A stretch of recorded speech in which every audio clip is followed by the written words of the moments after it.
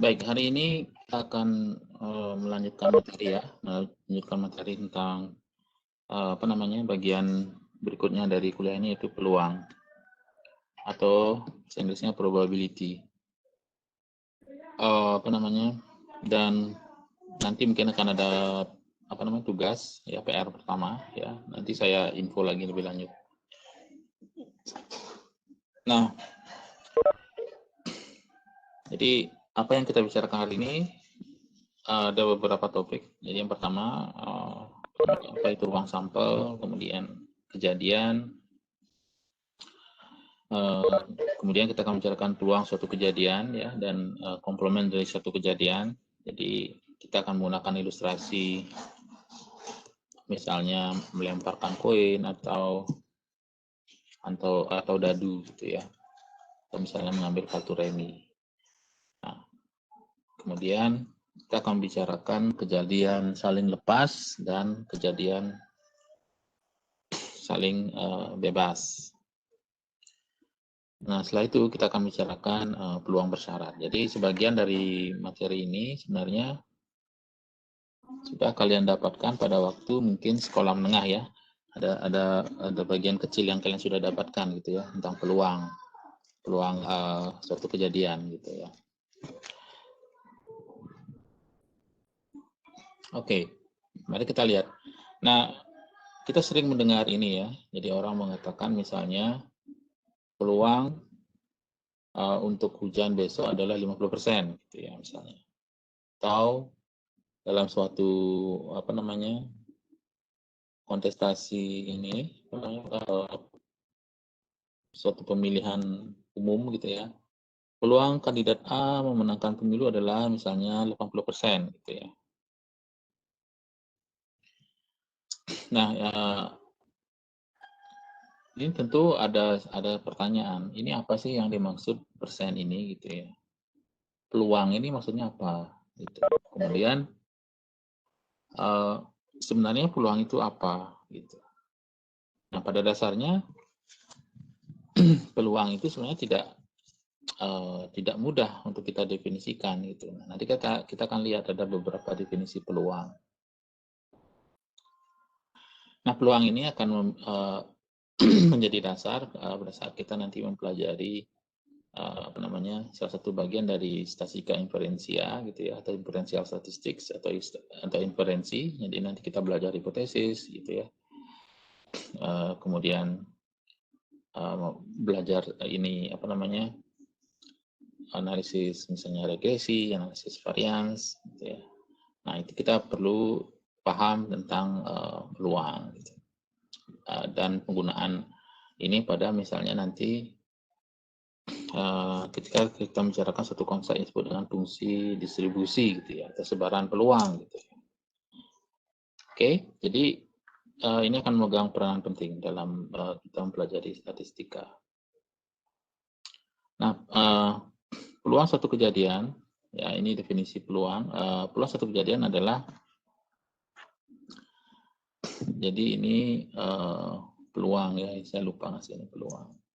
Jadi peluang dan kejadian, peluang dan percobaan. Nah, peluang satu kejadian atau event adalah suatu ukuran numerik dari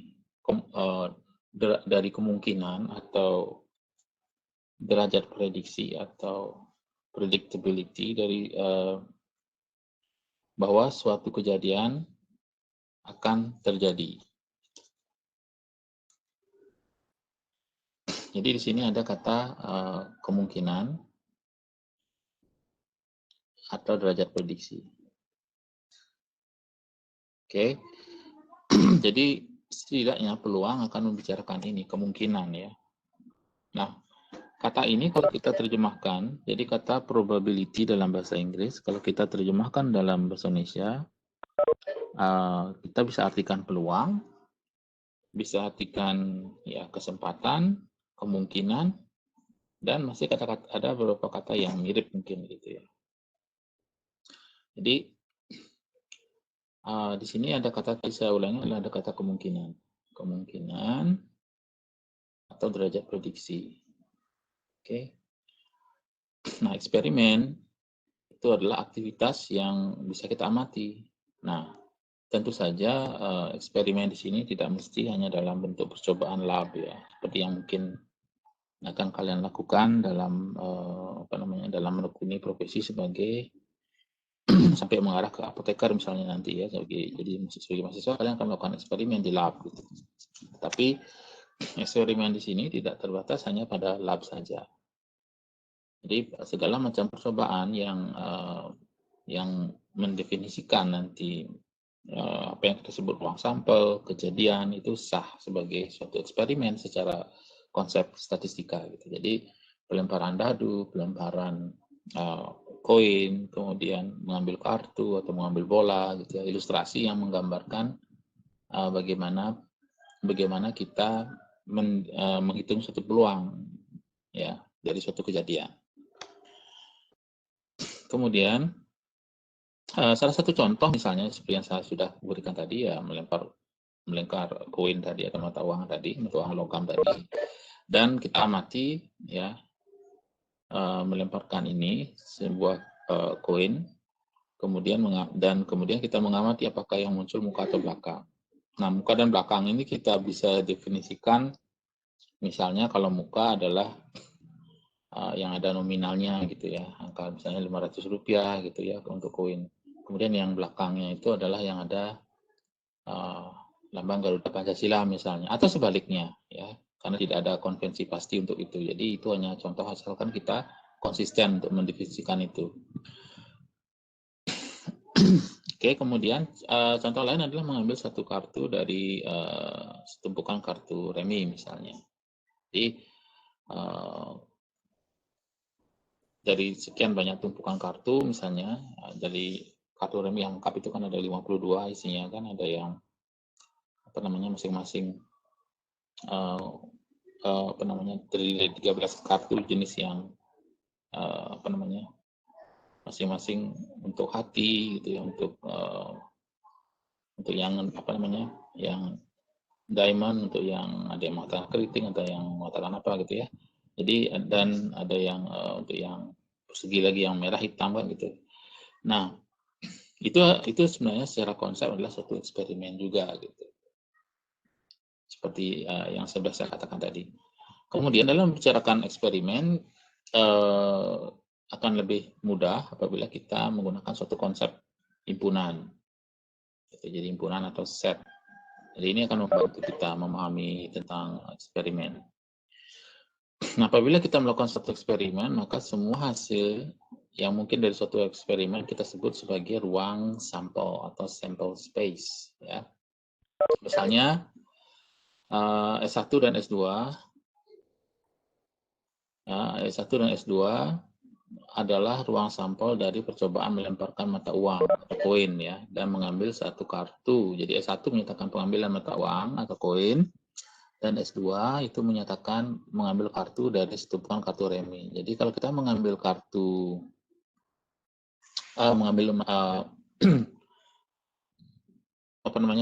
melemparkan koin atau mata uang, maka kita mendapatkan seperti tadi, ruang sampelnya adalah muka dan belakangnya ada ini. Ini adalah percobaan hanya sekali ya, jadi ruang sampelnya hanya muka atau belakang. Tuh. Kemudian yang berikutnya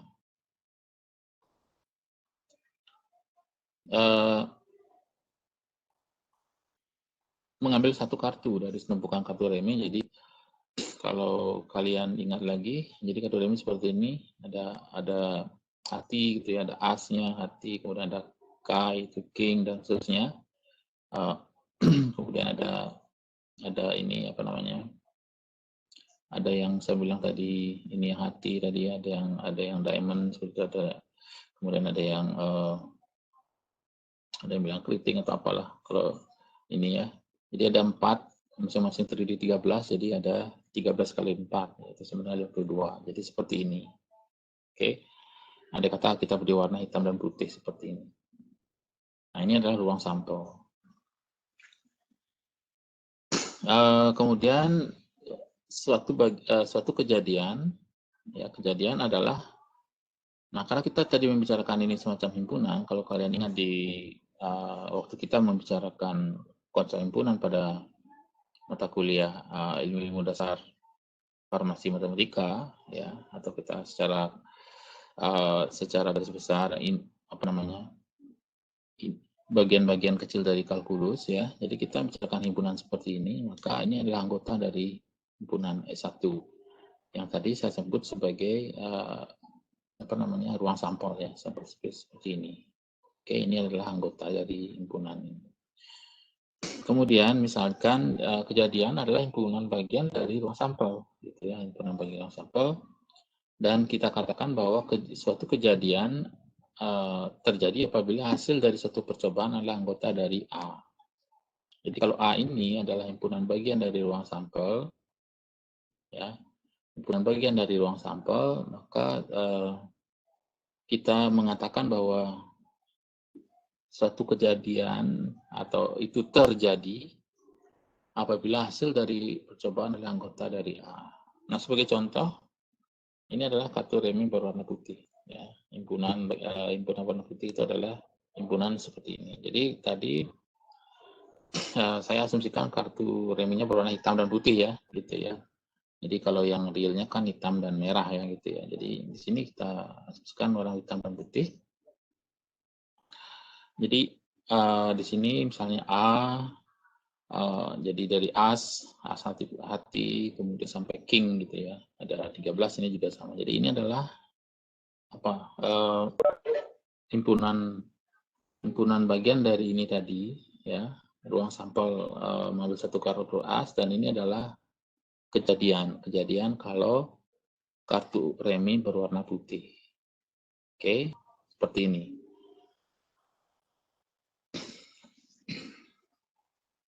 Jadi di sini kalau kita tuliskan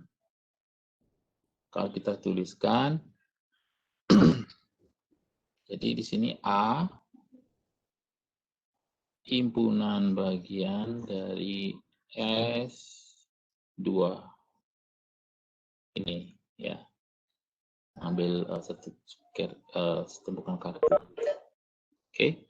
Jadi A himpunan bagian dari S2. Jadi ini A ini adalah kejadian. Jadi kejadian terambilnya kartu as remi berwarna putih. Kemudian ini adalah ruang sampel. Ruang sampel.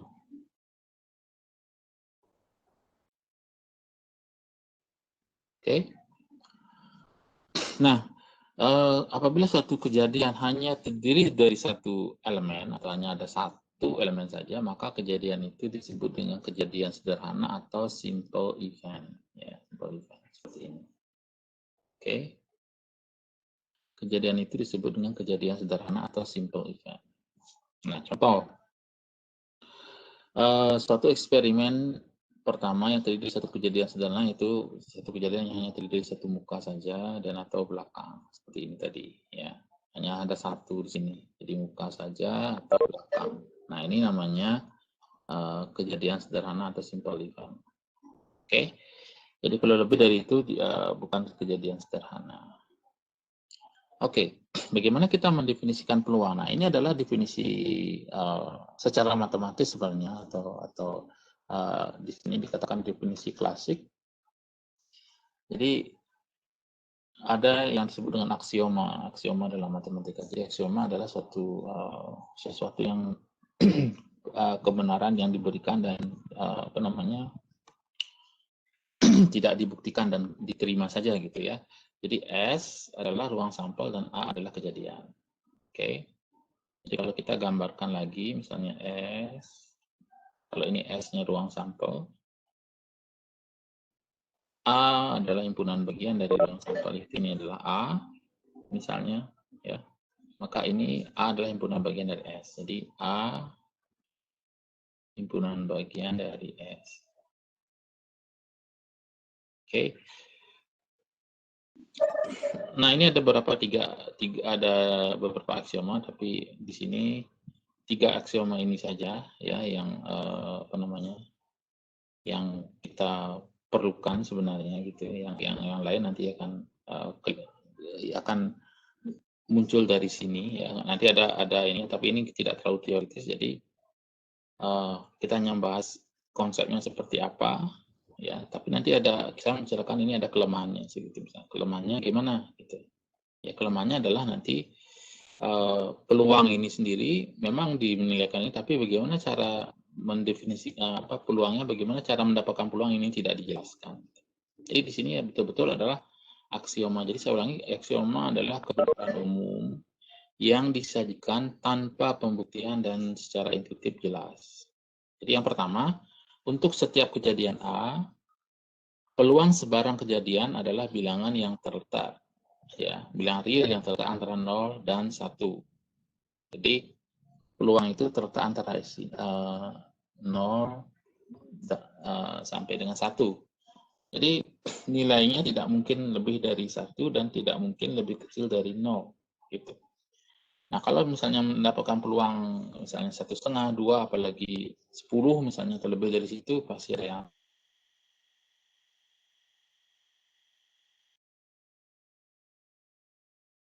kami suatu soal yang berwarna peluang dan kalian menjawabnya pasti salah. Kemudian dengan cara yang sama negatif juga tidak dimungkinkan gitu. Peluang negatif tidak ada. Gitu ya. Sehingga peluang S, jadi peluang seluruh ruang sampel pasti sama dengan 1 karena pasti terjadi salah satu dari ini ya dalam himpunan itu, dan peluang himpunan kosong itu sama dengan 0. Jadi peluang dari tidak ada kejadian berarti 0 gitu ya. Nah, jika A1, A2 atau di sini bisa dikatakan peluang sesuatu yang tidak memiliki anggota gitu, tidak memiliki kejadian atau apa, itu pasti 0. Kemudian jika A1, A2 dan seterusnya adalah kejadian saling hindar atau eksklusif, yaitu kejadian dengan himpunan bagian yang saling lepas atau disjoint subset, maka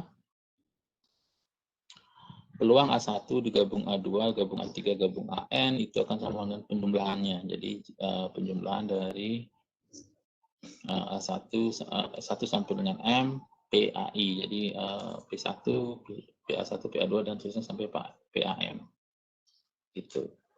Oke, himpunan bagian. Jadi kalau kita gambarkan kurang lebih seperti ini. Andai kata kita mempunyai ya mungkin nggak sama persis ini A1 misalnya. Yang jelas mereka tidak saling bertemu ya. Saling hindar ini artinya kalau HI kita iriskan dengan AJ, ini akan sama dengan himpunan kosong.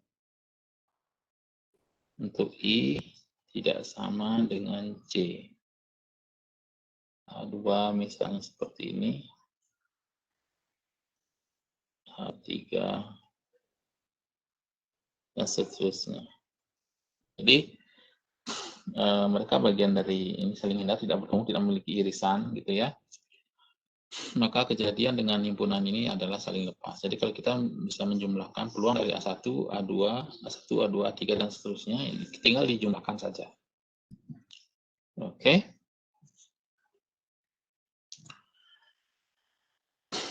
Kemudian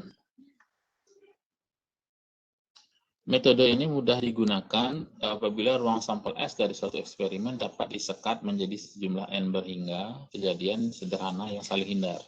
Nah, jadi S1, S2, dan seterusnya yang memiliki kesempatan muncul yang sama. Equally likely atau equally probable. Jadi kalau dengan cara yang tadi, jadi kalau kita ada S, ruang sampel tadi, ya, kalau kita kalau tadi kita menggunakan A, jadi misalnya segini. Jadi ini sama-sama pokoknya tidak ada ini ya, tidak beririsan. Jadi kita namakan S1, S2, S3 gitu ya, dan seterusnya sampai SN gitu misalnya. Kalau kita sekat sampai sebanyak N, maka PS peluang dari ini kan penjumlahan dari ini ya, S1, S2, S3, S4 dan seterusnya sampai Sn. Jadi di sini. Di partisinya itu saja partisinya yang kita bayangkan seperti ini ya, pembagi di sekat ini seperti ini. Oke, jadi di sini ada kata di sekat atau di partisi.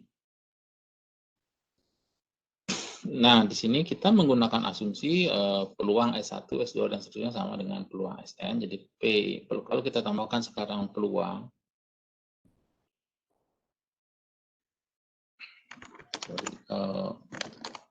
peluang dari S1 ya, ini peluang S2, peluang S3, ini peluang S ini sama dengan 1.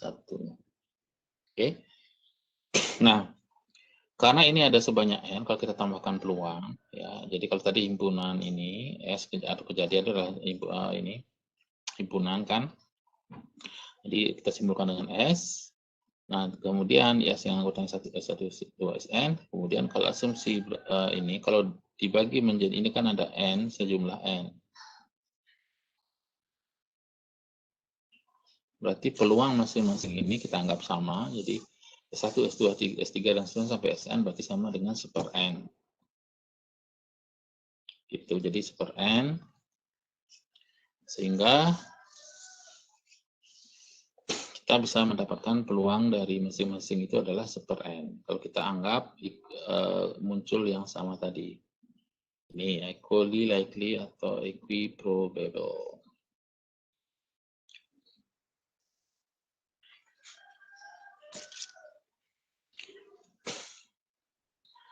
Apa artinya? Jadi dengan menggunakan asumsi kemungkinan atau kesempatan, di sini ada kata kemungkinan atau kesempatan muncul yang sama atau equiprobable, maka peluang kasih dari satu kejadian sederhana A adalah banyaknya kejadian sederhana A yang kemudian dikalikan dengan 1/N.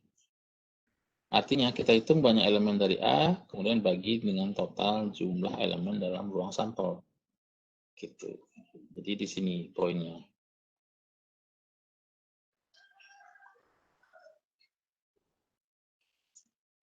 Jadi kalau kita nyatakan lagi, definisi klasik itu adalah himpunan misalnya P, jadi P yang merupakan peluang dari kejadian A, kita tulis dengan PA, adalah banyaknya elemen dari A dibagi jumlah elemen dari ruang sampel. Jadi seperti ini. Jadi banyaknya luang elemen di A dibagi banyak elemen di dalam S. Ya. Nah, di sini diasumsikan kemungkinan yang sama atau equiprobable.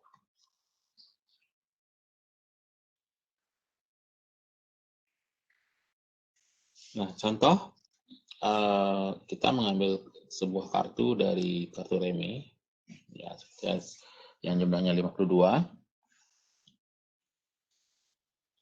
Kemudian pertanyaannya adalah berapakah peluang munculnya kartu as? Nah, kita tahu bahwa kartu as ada 4, ya kan? Kartu as ada 4, sehingga jika A adalah peluang adalah kejadian, jadi jika A adalah kejadian terambilnya kartu as, maka peluang kejadian kartu as adalah 4 dibagi 52. Jadi ini asnya ada 4.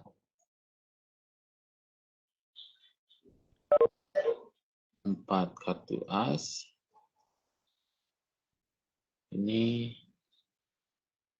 total.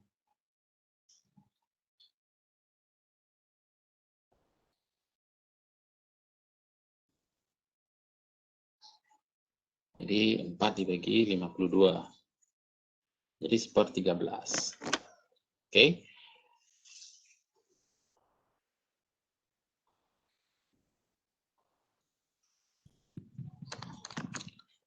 Kemudian contoh berikutnya adalah misalnya kita melemparkan 2 buah dadu bermata 6 ya.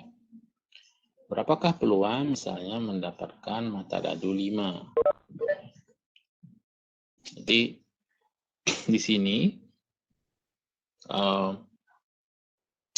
kita tahu bahwa banyak hasil yang mungkin dari melempar dua dadu adalah 6 kali 6. Karena dadu pertama itu ada 6 kemungkinan. Dadu kedua juga 6. Jadi ada 6 kali 6. Jadi kalau kita gambar dadu misalnya.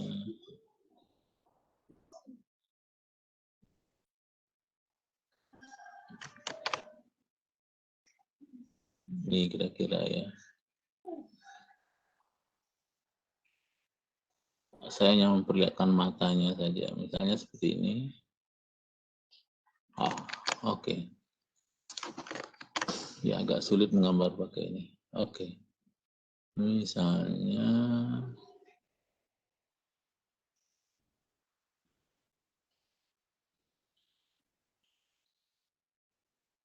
oke, seperti itu kurang lebih 6. Jadi ini 1 dadu. Jadi kalau pelemparan kedua pasti akan muncul ini juga kan. Jadi ini ada 6. Berarti kali 6. Ada muncul lagi 6. Jadi 36. Banyak kemungkinan mata dadu 5, yaitu mata dadu 5 pada pelemparan pertama dan mata dadu 5 pada pelemparan kedua adalah 1. Jadi di sini biasanya kita bisa bentuk tabel seperti ini. 1, 2, 3, 4, 5, 6, 1, 2, 3, 4, 5, 6. Jadi kalau ini saya namakan D1, dadu pertama, ini dadu kedua. Dadu kedua, jadi bisa kita bentuk misalnya di sini kita buat garis seperti ini. Kita buat semacam ini ya, kita kurung gini. Jadi pasangan titik-titik 1, 1, 1, 2 gitu ya. Jadi artinya dadu pertama muncul 1, dadu kedua muncul mata dadu 1 gitu ya. Dan seterusnya sampai terakhir nanti kita bentuk misalnya di sini 6, 6. Jadi mata dadu pertama 6, mata dadu kedua 6. Nah, yang jadi pertanyaan kita apa? Jadi di sini berapakah peluang mendapatkan dua mata dadu 5? Ini artinya apa? Mata dadu 5 itu kita bisa terjemahkan sebagai mata dadu pertama 5 dan mata dadu kedua 5. Nah, sedikit ada yang perlu saya sampaikan bahwa melempar dadu 2 kali sekaligus sama dengan melempar 1 dadu dilakukan 2 kali, pertama dan kedua ya. Jadi yang eksperimen melemparkan, jadi kalau kita mempunyai 2 dadu kita lempar sekali saja, itu sama dengan ruang sampelnya dengan kejadian melempar dadu 1 kali tapi satu dadu tapi dilakukan 2 kali gitu ya. Nah, dengan interpretasi mesin yang pertama apa, yang kedua apa gitu. Nah, sehingga pertanyaan karena kita adalah mencari di sini. Mata dadu pertama 5, mata dadu kedua 5. Nah, di sini kira-kira ya, di sini akan ada 5,5. Tidak ada lagi kemungkinan yang lain. Dan ini jumlahnya hanya ada 1. Oke. Nah, karena hanya ada 1, sedangkan ruang sampelnya 6 kali 6 untuk 2 dadu.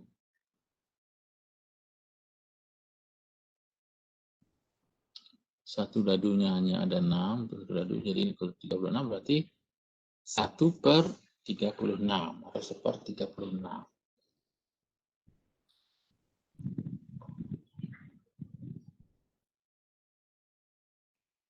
Oke. Nah, definisi klasik ini tepat dan tanpa masuk akal, tetapi ada beberapa kesalahan logika atau logical flaws karena definisi tersebut mengandung kata memiliki kemungkinan yang sama atau equally likely untuk terpilih atau memiliki peluang yang sama. Nah, di sini mulai muncul masalahnya gitu ya.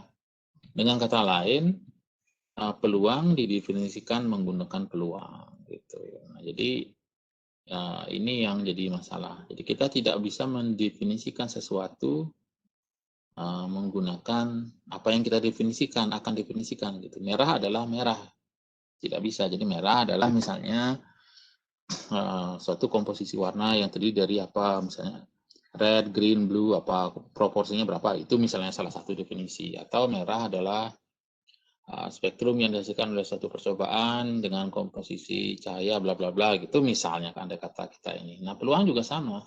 Jadi peluang tidak didefinisikan dengan peluang gitu ya. Nah, nanti kita akan tahu semua definisi yang kita bahas itu memiliki kelemahan, tidak ada yang sempurna. Tetapi sebenarnya nanti secara matematika itu valid.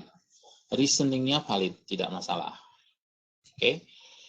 Nah, tetapi terlepas dari kesulitan ini, intuisi kita mengatakan bahwa setidaknya ketika kita melemparkan sebuah dadu atau sebuah kartu remi kita kacok atau kita shuffle, maka terdapat justifikasi fisik. Nah, justifikasi bahwa semuanya memiliki kemungkinan yang sama untuk terpilih.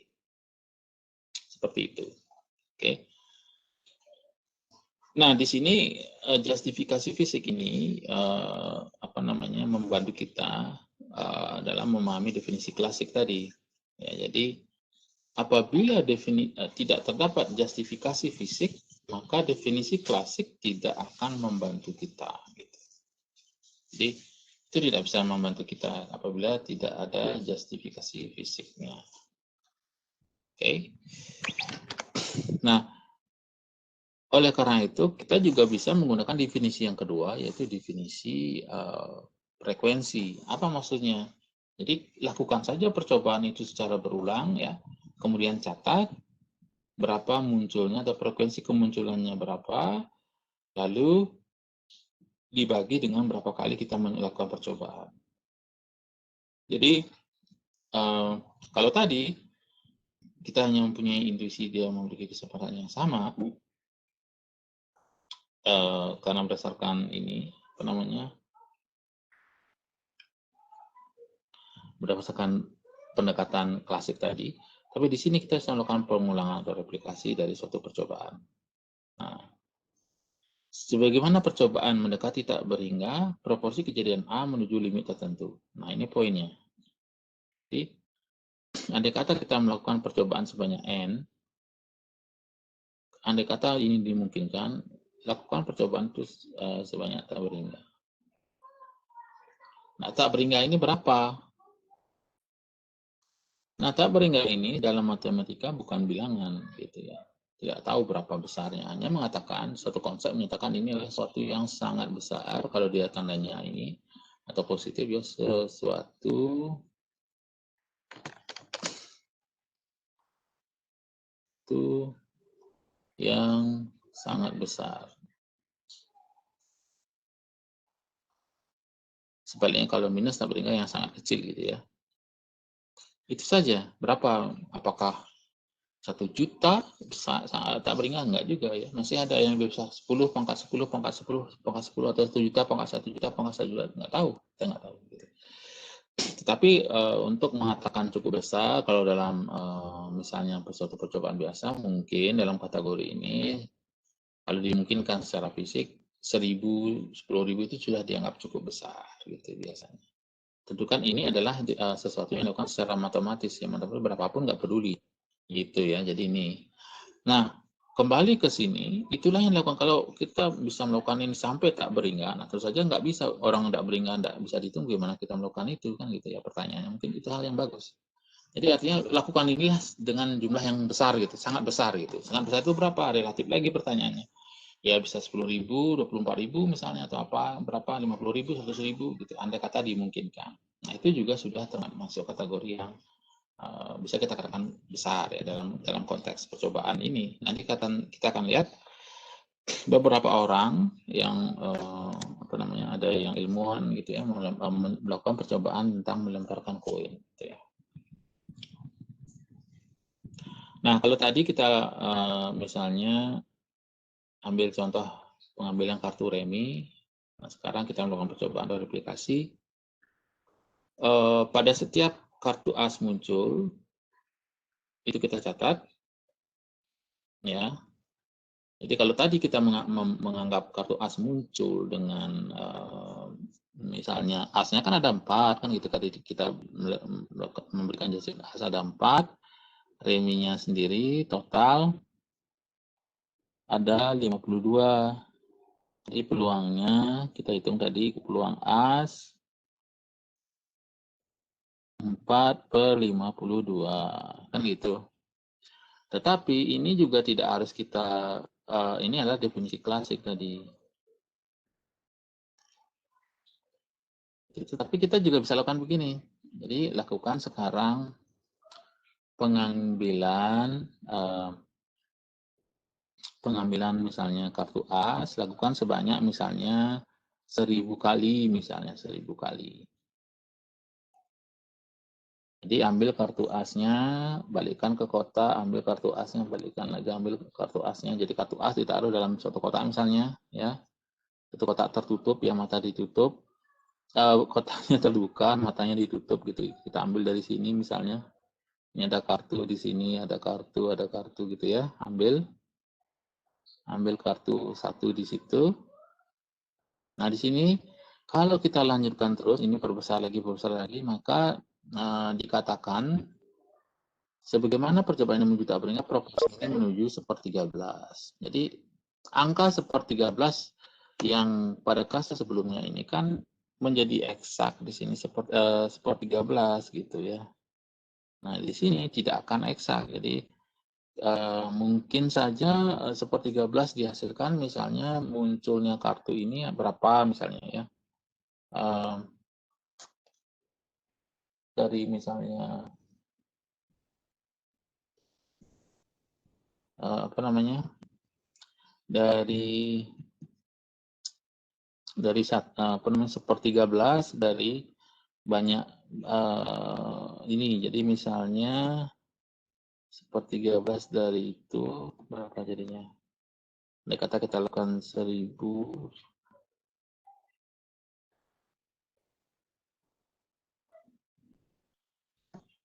ya jadi kartu as kalau dalam 1000 misalnya muncul sebanyak 76 atau 77 dari 1000 kali gitu misalnya. Jadi 77 ya, 77 dibagi 1000 gitu ya. 0,07, sorry. Bukan 77 ya.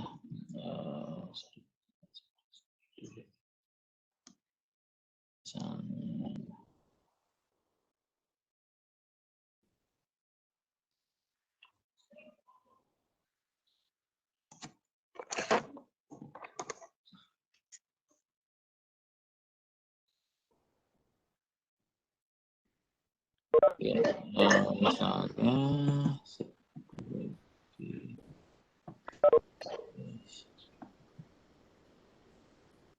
ya misalnya 1000.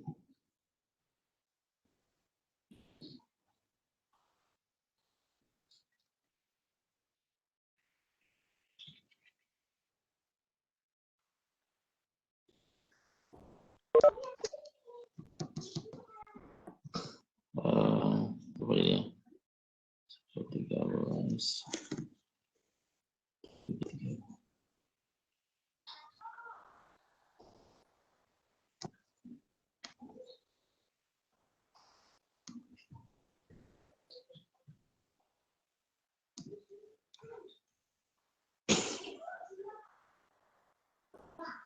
Ya, oke, kemudian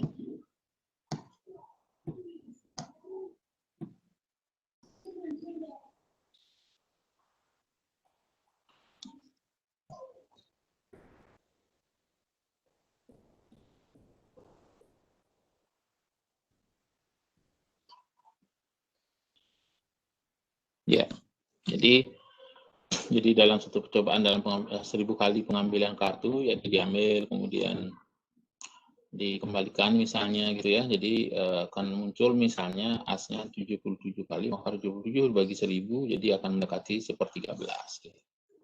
Oke.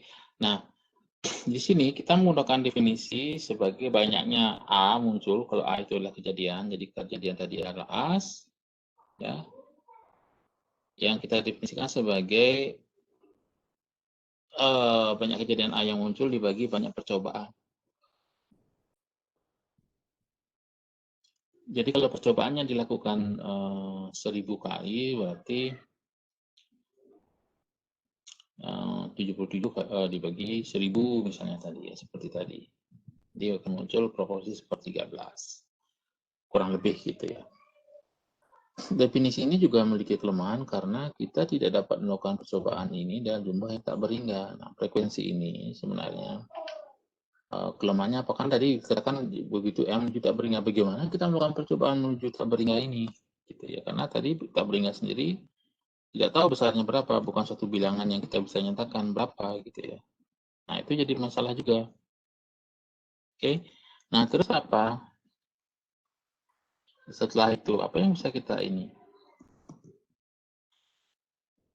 Jadi selain itu tadi ada pernyataan misalnya peluang hujan 50% hari ini tidak dapat diinterpretasikan bahwa hanya separuh dari banyak hari pada saat pernyataan itu dibuat akan hujan. Gitu. Misalnya. Jadi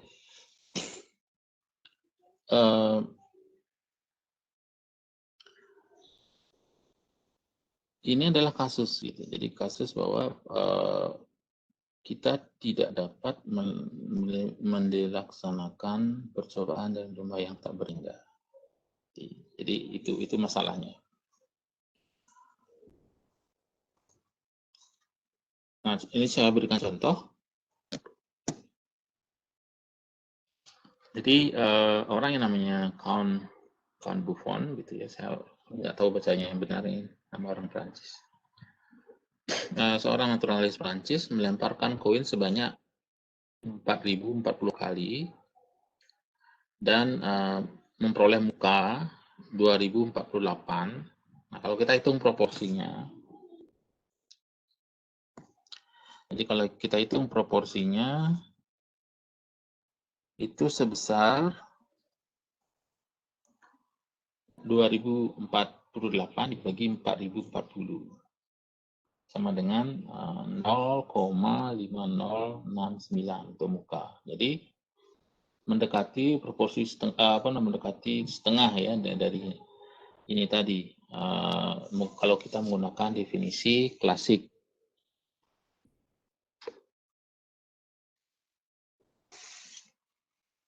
Kemudian pada tahun 1900 Carl Pearson, seorang statistikawan asal Inggris, melemparkan koin sebanyak 24.000 kali. Hasilnya adalah 12.012 muncul muka atau proporsi sebesar ini. Jadi jadi hampir mendekati setengah gitu ya.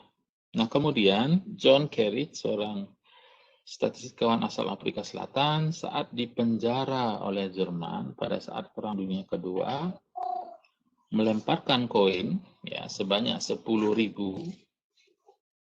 Hasilnya 5.067 muka muncul atau proporsi muka sebesar 0,5067. Oke, ini adalah beberapa percobaan yang dilakukan oleh seorang oleh tokoh baik dalam sains, dalam matematika, yang menunjukkan bahwa pada frekuensi pelemparan sekian kali muncul proporsinya proporsi muka ya mendekati setengah gitu ya. Ya, itu kita bulatkan. Jadi, sesuai dengan ini definisi klasik, ya hampir mirip gitu. Artinya tidak beda jauh sebenarnya gitu ya dengan ini. Nah, apakah benar dilakukan dan tidak? Kita tidak bisa menjustifikasi benar atau tidak, tapi ini diklaim dan ini banyak yang sudah menuliskan seperti ini. Artinya apakah benar 24.000 itu bagaimana caranya? Nah, kita nggak tahu secara detailnya seperti apa karena ini sudah lebih dari 100 tahun ya Oke. Itu adalah definisi spekulasi. Jadi ini uang logam tadi, koin tadi dilemparkan, ya kan, dilemparkan sampai dia muncul muka kan gitu ya. Jadi ini dicatat. Itu frekuensi. Jadi lakukan terus-menerus. Nah, dalam ini ada yang tadi kalau kita rangkum ada yang 4040 kali, kemudian ada juga yang 10.000 tadi ya, ada yang 24.000.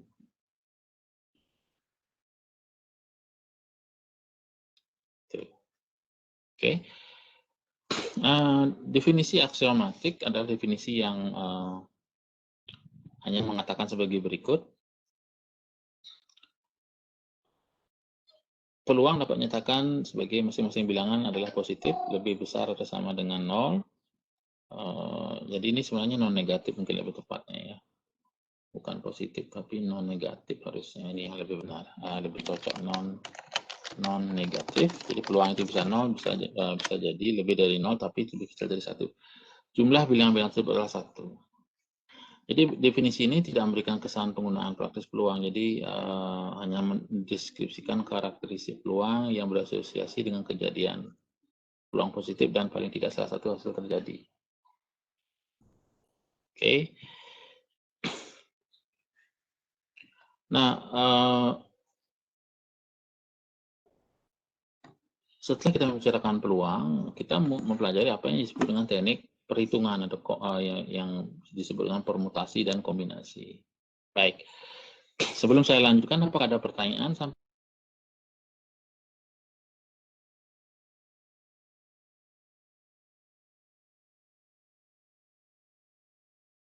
Belum ada, Pak. Belum ada, Pak. Dilanjutkan saja, Pak. Ya, baik. Nah, sekarang kita membahas teknik yang digunakan untuk menghitung permutasi dan kombinasi. Jadi permutasi kombinasi ini adalah teknik yang digunakan untuk melakukan perhitungan terhadap objek berbeda, gitu ya. Yang satu memperhatikan urutan, yang lainnya tidak memperhatikan urutan. Nah, saya berikan contoh dan saya rasa ini kalian juga sudah tahu ini. Apabila kita bertanya berapa banyak n objek berbeda disusun, kita menggunakan permutasi. Oke. Jadi Izin, Pak. ya. Mohon maaf sebelumnya. Kenapa? Saya ingin bertanya mengenai kelasnya selesai jam berapa ya, Pak? Karena kita ada praktek jam 1 Oh, untuk praktek. Iya, oh, Pak. oke. Tadi jam berapa kita mulai tadi? Udah lewat ya? Jam Jam 12 ya? 12. Iya. Iya, ampun, saya pikir malah ini. Tadi kita mulai telat ya? Apa gimana, saya lupa malah. Nggih, Enggak kan? kita telat mulainya, Pak. Harusnya jam 10.20. Oh ya ampun, saya salah lihat. Saya ingatnya 11.20, maaf kalau gitu. Ya. Pantesan saya bingung tadi kok. Oh ya. Oke. Iya, mohon Kalian maaf, praktikum? Pak. Enggak, saya yang salah. Saya pikir tadi 11.20 kita mulainya, makanya kalian juga nggak ngingetin saya. Saya malah lupa tadi ininya. Di jadwal di WebEx saya buat jam berapa sih? 11.20 ya? Nggih, jam 10.20 kalau nggak salah, Pak. Waduh, saya yang salah. Oke, nggak apa-apa. Baik, kita akhiri saja. Apa namanya, nanti kita ini lagi deh. Apa namanya? Saya makanya agak aneh kok, merasa gimana gitu ya. Apa namanya? Baik. Kita stop aja dulu. Mohon Pantesan saya mikirnya dari 11.20 tadi, makanya dari tadi kok saya nggak mulai. Tadi saya mulai 11.20 ya. Lah kacau nih. Oke. Mohon maaf, Ya Pak, udah. sebelumnya. Iya. Gimana? Tadi kormanya itu sebenarnya katanya udah ada chat Bapak tapi enggak dibalas gitu, Pak. Oh, nggak dibalas. Bentar. Kormanya chat saya. Oke, bentar. Oh iya, saya yang ini. Enggak, saya yang salah lihat ini. Saya mikir 11.20 tadi. Oke. Baik. Nggak apa-apa. Nanti itu salah saya karena saya mikir 11.20 mulainya kita. Harusnya 10.20. Padahal saya udah set itu, otak saya masih kok 11.20, kok saya merasa agak aneh, kok belum saya mulai gitu kan. Oke, baik. Terima kasih Genti karena kalian ada praktikum. Iya. Oke, kalian praktikum sampai pukul berapa? Di jadwal itu sampai pukul 4, Pak. Oh ya, oke. Praktikum secara ini ya, harus di lab berarti atau kalian online juga? Online ke Pak. Oke. Baik gini aja. Nanti saya mohon maaf ya, itu karena kesalahan saya. Jadi apakah kalian perlu mencari waktu tambahan untuk pengganti yang kurang tadi kira-kira? Atau tidak bisa ya, karena waktu juga ini ya. Ya. Saya nggak melihat chat kalian tadi, apa chatnya Korma tadi. Baik, nggak apa-apa ya. Saya pikir saya cukupkan aja dulu karena sudah lewat waktunya. Ya, saya mohon maaf karena kesalahan saya ya. Oke, saya stop saja kalau gitu. Oke, ya sampai ketemu lagi ya. Nanti kita atur lagi deh waktunya, mungkin kita cari tambahan untuk pengganti ini ya. Yang kurang tadi saya mohon maaf sekali lagi, saya agak ini. Oke, terima kasih. Terima kasih Pak. Mohon Terima maaf. kasih Pak. Iya. Mohon maaf sebelumnya. Terima kasih Pak. Selamat siang. Ya.